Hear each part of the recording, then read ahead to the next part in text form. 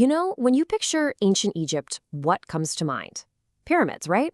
Hieroglyphs, those incredible golden masks. For centuries, our vision of this amazing civilization has been, well, completely silent. But what if we could move past the silent tombs and the artifacts and actually listen?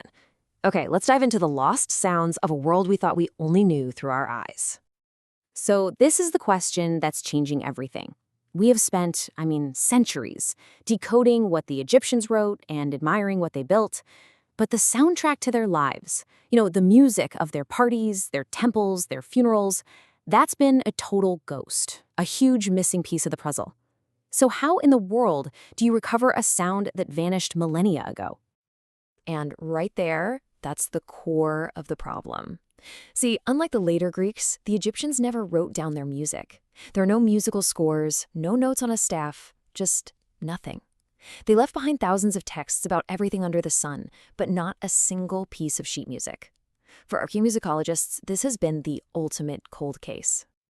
But that silence, it is starting to break. And the epicenter of this sonic boom is a place you might think would be one of the quietest on Earth, the new Grand Egyptian Museum. The GEM, as it's called, isn't just a warehouse for old relics. It's an active, hands-on research center. And through these really ambitious projects like Melodies from the Past, it's turning itself into a kind of laboratory. The goal isn't just to show you an ancient instrument behind glass, but to help you hear the music it once played. It's about turning silent relics into living stories. So how are they actually doing it? Well, it's kind of like a three-pronged detective investigation. First, you analyze the physical evidence, the instruments themselves. Second, you study the visual evidence, those detailed carvings on tomb walls that show exactly how these instruments were held and played. And third, you dive into the textual evidence, the actual lyrics to hymns and songs that survived on papyrus. You put all three together, and the ghost of a melody really begins to take shape. To really get a grip on this whole process, let's just zoom in on one incredible object. Think of it as a key, or maybe even a portal that unlocks this entire ancient soundscape. Meet the Lute of Harmos. It's 3,500 years old, from around 1400 BC, and it is one of the most stunningly preserved instruments of its kind ever discovered.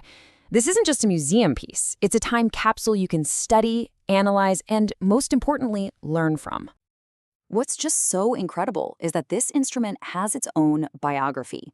We know its owner, a guy named Harmos, who was a professional court musician, a smite, in the service of Pharaoh Amenhotep III. It was found right there in his tomb, beautifully preserved by the dry desert air. It's made of sycamore wood and leather, and its very design, that long neck, it tells a story of cultural exchange with Mesopotamia. This wasn't just some object. This was Harmos's livelihood. So, here's the crucial point. It has this dual role. Back then, it was the sound of royal festivals and sacred hymns. But today, because it's so well preserved, it allows for super detailed acoustic analysis. Modern researchers can actually study its resonance chamber, they can estimate the tension of its gut strings, and digitally recreate the notes it once played. It is a direct bridge from their world to ours. Okay, so using clues from artifacts just like the lute, we can zoom back out and start to build what you might call an ancient Egyptian playlist. Let's explore the different genres and places where music was absolutely essential. All right, first up on our playlist are the chordophones, which is the fancy word for string instruments. This is the family the lute of Harmos belongs to, along with these elegant harps and lyres. They were typically made from sycamore wood with strings of animal gut, and these are the instruments that carried the melody and accompanied the singers. So imagine an elite banquet in Thebes. Tomb paintings show us these all-night parties where professional musicians, often women, would be playing lutes and double oboes, singing what were known as songs of love or MRWT. And this wasn't just some quiet background music. It was the vibrant, rhythmic heart of the whole celebration, with dancers clapping out the beat. Next up, the aerophones, the wind instruments. This category covers everything from simple reed flutes all the way up to those magnificent silver and bronze trumpets they found in Tutankhamun's tomb. Now, these instruments had a totally different job. Their sound was for big public statements, signaling military orders or announcing the start of a massive religious procession. Think about their role in royal life. At huge events like the Opet Festival, The blast of trumpets and the beat of drums would literally synchronize the movements of thousands of people. Music was also crucial in death. There was a whole genre known as the Harper's Song, performed at funerals. It was this kind of existential ballad about how short life is, promising that music itself would help guide the deceased to immortality. And of course, none of this works without a beat. That's where percussion comes in, the idiophones and membranophones. We're talking about everything from goat leather drums in ivory castanets to the iconic sistrum, which is like a bronze rattle, and these beaded menite collars that priestesses wore that would create this rustling sound whenever they moved. This rhythm was the engine of religious life. In the temples, priestesses of the goddess Hathor would lead what have been called ecstatic concerts. I mean, just imagine that.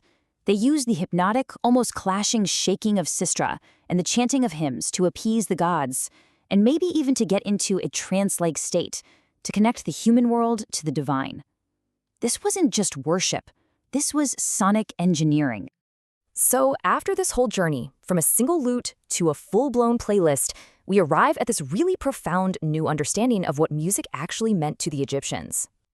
For them, music was never just entertainment. It was not art for art's sake.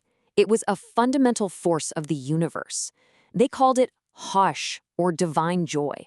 But it was also something called Ma'at Sonora, a kind of sonic order.